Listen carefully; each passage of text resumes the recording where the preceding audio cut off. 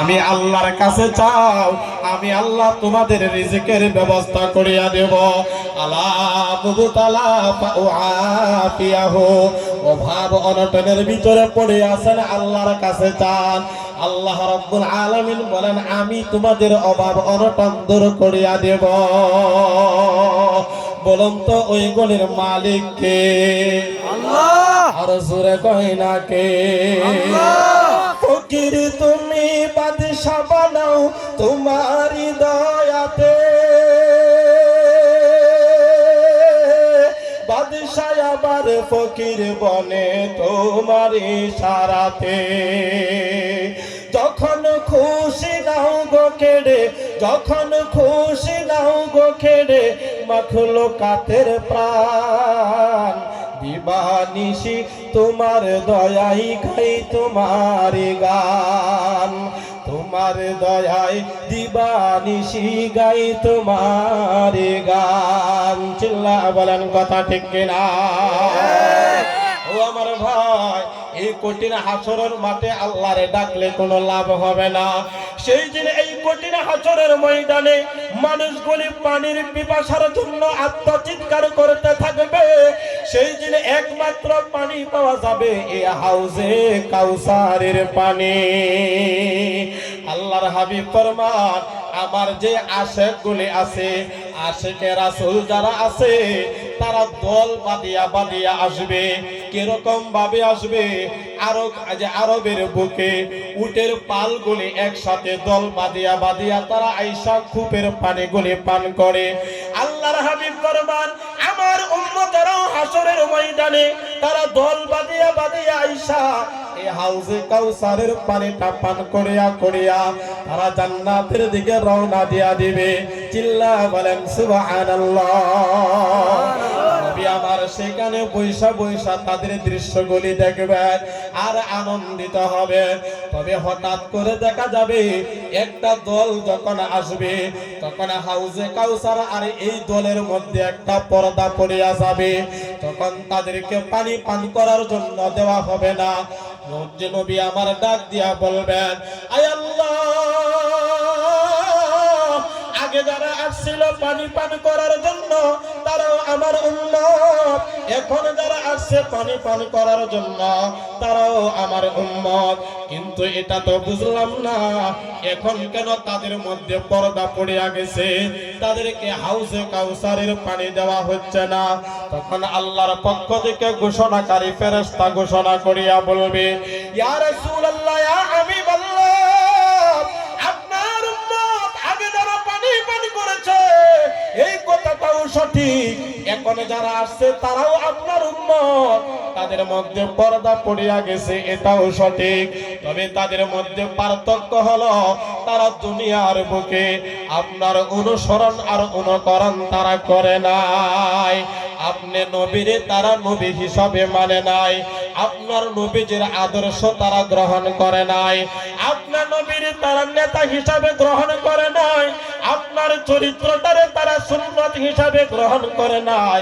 কিছু মানুষ জবানে জবানে বলে অন্তরের দ্বারা বিশ্বাস করে না, তারা এটা জীবনে বাস্তবায়ন করে না। এই যে অন্তরে আর জীবনে বাস্তবায়ন না করার কারণে আল্লাহর হাবিবের সেই দিন হাউজে কাউসারের পানি ওই সমস্ত উম্মতদেরকে দেওয়া হবে না। সুতরাং এই হাদিস থেকে আমরা জানলাম হাউজে কাউসারের পানি যদি পান করতে হয় তাহলে রাসূলের সুন্নত মানিয়াই পান করতে হবে, রাসূলের অনুসরণ করলেই এই পানি দেওয়া হবে, আর না হয় এই পানিটা দেওয়া হবে না। চিল্লা বলেন কথা ঠিক কিনা? ও আমার যুবক ভাই, তাহলে হাসরের ময়দানের হাউজে কাউসারের পানি যদি পান করতে হয় এক নাম্বার রাসূলের আশিক হওয়ার দরকার আছে কার কার? নারে তাকবীর! রাসূলের রওজা মুবারকে জানাই লাখো সালাম, রাসূলের রওজা মুবারকে জানাই লাখো সালাম। বাংলার প্রান্ত হতে রাসূল তোমায় দিলে সপিলাম, দামপাড়ার প্রান্ত হতে রাসূল তোমায় দিলে সপিলাম। আলিয়া পাড়ার পক্ষ হাতে রাসূল তোমায় দিলে সপিলাম রাসূলের রওজা মুবারকে জানাই লাখো সালাম রাসূলের রওজা মুবারকে জানাই লাখো সালাম গরিবের বন্ধু হয়ে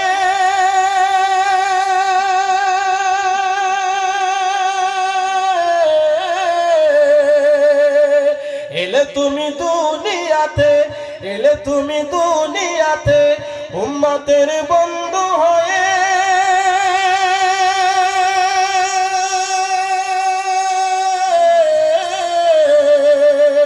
তরাতে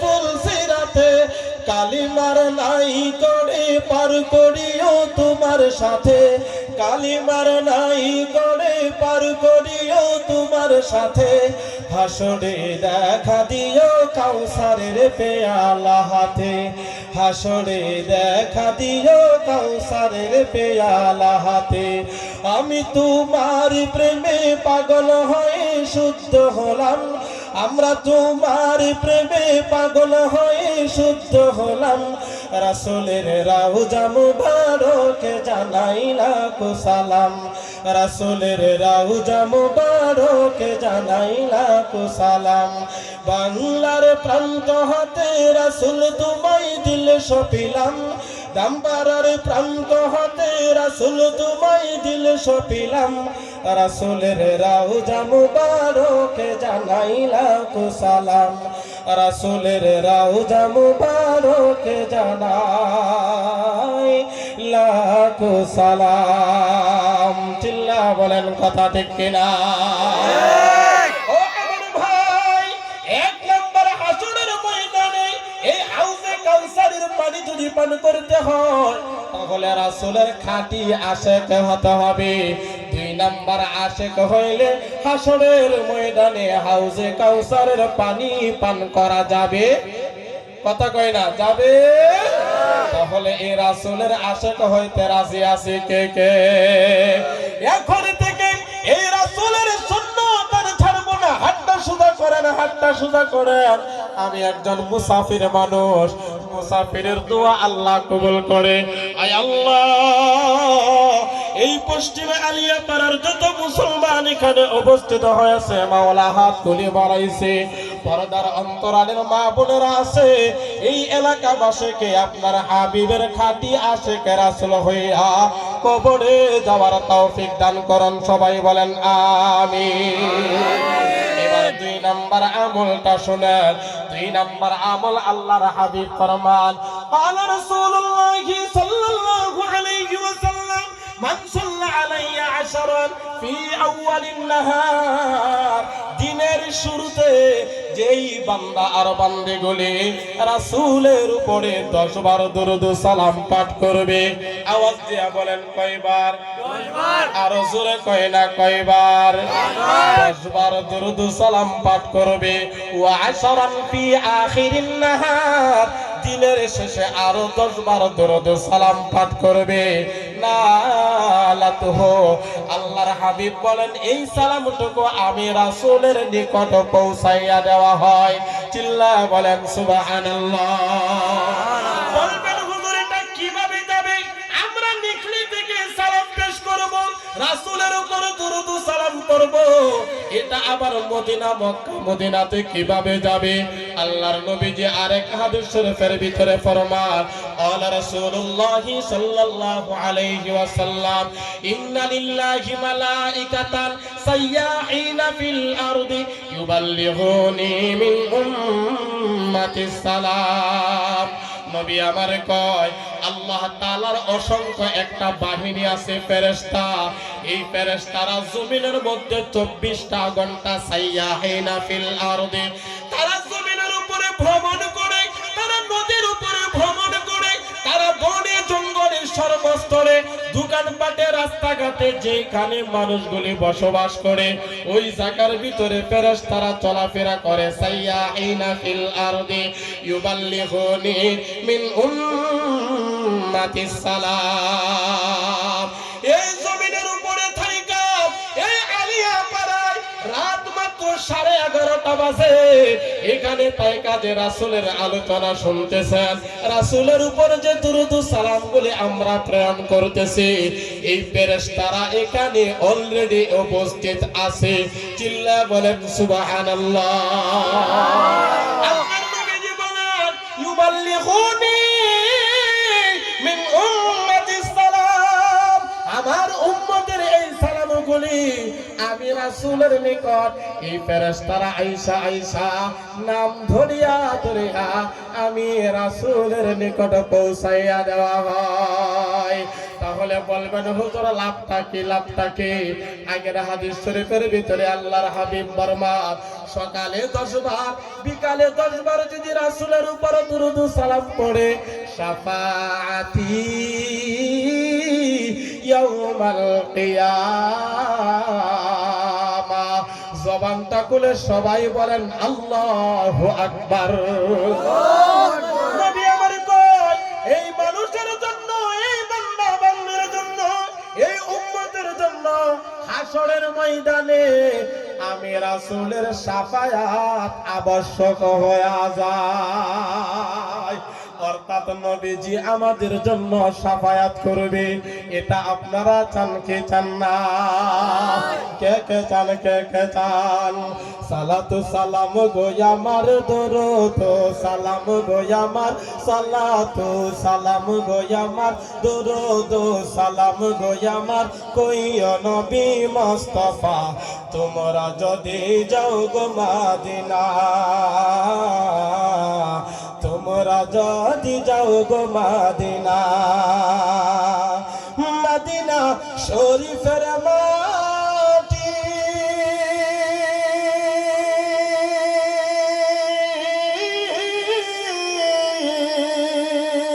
চোখে মুখে বুকে মাখিও, চোখে মুখে বুকে মাখিও, এমন পবিত্র মাটি, এমন পবিত্র মাটি আছে নবীর রওজায়, তোমরা যদি যাও গো মদিনা, তোমরা যদি যাও গো মদিনা, মদিনা শরীফের মাঝে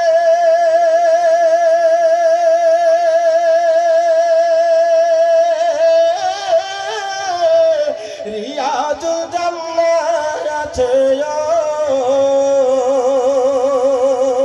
সে স্থানে পড়লে নামাজ, সে স্থানে পড়লে নামাজ পাপীর গুনাহ থাকে না, তোমরা যদি যাও গো মদিনা, তোমরা যদি যাও গো মদিনা, সালাতু সালাম গো আমার দরুদ সালাম গো আমার, সালাতু সালাম গো আমার দরুদ সালাম গো আমার, কইও নবী মুস্তাফা তোমরা যদি যাও গো মদিনা, তোমরা যদি যাও গো মদিনা। সবাই বলেন আমিন। তাহলে রাসূলের উপর দুরূদ ও সালাম সকাল বেলা কয়বার? সবাই কয় না কয়বার? বিকেল বেলা কয়বার? 10 বার। সকালে 10 বার আর হলো বিকালে 10 বার। বলবেন হুজুর সকাল বিকাল কখন? 1 নাম্বার ফজরের নামাজের পর, 2 নাম্বার মাগরিবের নামাজের পর।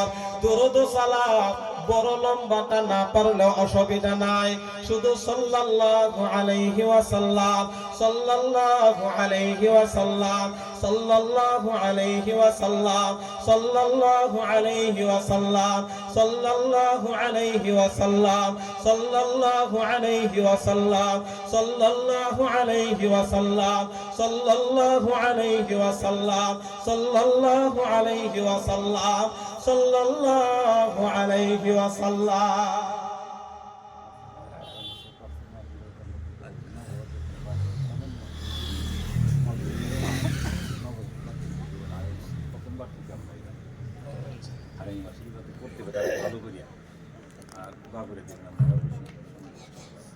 যাই হোক, আলহামদুলিল্লাহ।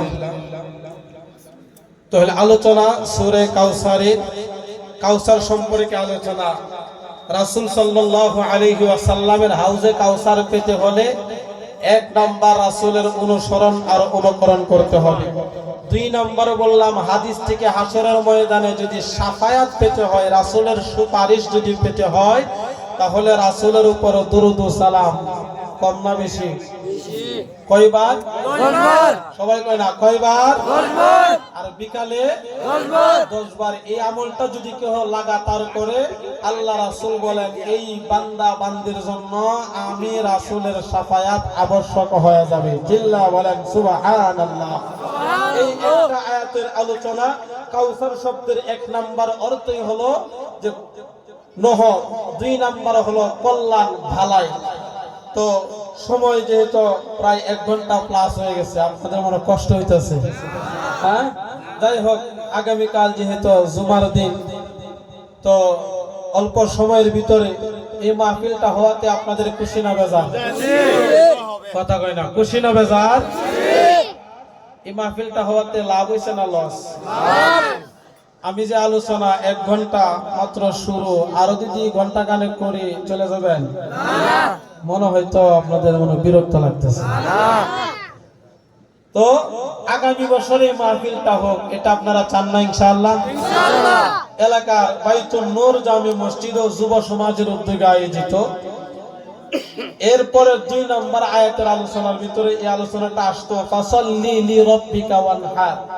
আল্লাহ নবীরে খুশি হয়া 2টা জিনিস দান করছেন, সুবহানাল্লাহ। একটা বলেন, নবী গো ফাসাল্লি, আপনি নামাজ কায়েম করেন। কার জন্য? লিরাব্বিকা, আওয়াজ দিয়া বলেন কার জন্য? রবের জন্য। ওয়ানহার, আপনি কুরবানি করেন, আপনি ব্যয় করেন আল্লাহ এবং আল্লাহ রাসূলের জন্য। এটা হবে একমাত্র আল্লাহর জন্য। 2টা ইবাদত এখানে দান করেছেন নবী গো। আপনি নামাজ কায়েম করবেন, আপনার উম্মতরাও নামাজ কায়েম করবে, আপনার আশিক যারা হবে তারা নামাজ ছাড়বে। কথা কয় না, ছাড়বে না। তাহলে এই আয়াতের ভিতরে ওয়ানহার এর অর্থ হলো কুরবানি করা, ত্যাগ করা, তিতিক্ষার করা, আল্লাহ রাসূলের জন্য জান, মাল, টাকা পয়সা সব কিছু বিলায়া দেওয়া। বলুন হুকুমটা কার? আল্লাহ। আরো জোরে কয় না কার? আল্লাহর। আল্লাহর জন্য এই ইবাদত বন্দেগী গুলি করা। যেহেতু কর্তৃপক্ষের আদেশ অল্প সময় শেষ করার জন্য, সুতরাং এই মাহফিলটা আগামী বছর, এটা হলো প্রথম বার্ষিকী। আলহামদুলিল্লাহ, এলাকায় তো আরো মাহফিল হয়। এই যে মানুষগুলি আপনারা আসছেন, কি খারাপ লাগতেছে? হ্যাঁ? তাহলে আগামী বছর থেকে এটা প্রতি বছর বার্ষিক একটা মাহফিল হয়ে যাক, এটা আপনারা চান না ইনশাআল্লাহ? কে কে চান?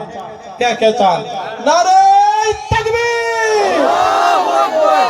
যদি চান তাহলে এই মাহফিলের জন্য এই একটা প্যান্ডেল বানাইছে, মাইক আনছে, হুজুর আনছে, খাবার দাবারের ব্যবস্থা, মসজিদ এবং যুব সমাজ যেখানে আছে এটার পিছপা হয় না ইনশাআল্লাহ।